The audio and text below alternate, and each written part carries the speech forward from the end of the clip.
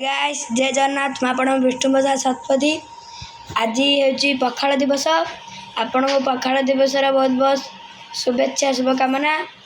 देखो आज पखाड़ दिवस अवसर में आम एत आइटम होटा हूँ आमर पखाड़ भात छुंक दिखाई दही पखाड़।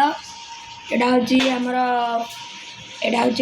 टमाटो दला दली, यहाँ पणस मुग तरकारी, यहाँ आलू भर्ता, एटा बैगन भर्ता, सेटा बैगन भजा, सेटा आमर कखारु फूल भजा, एटा हला आमर सालाड, एटा हला आमर आलू आ पणस छणा भजा, एटा हला आमर अल्लड़ी आलू भजा, एटा हला आमर भेंडी भजा देखि पारथिबे।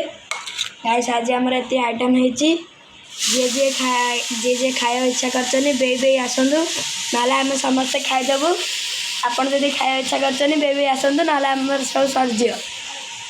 गाइस रही जय जगन्नाथ। पुणी देखा एक नुआ वीडियो रे। हैप्पी पखाड़ दिवस।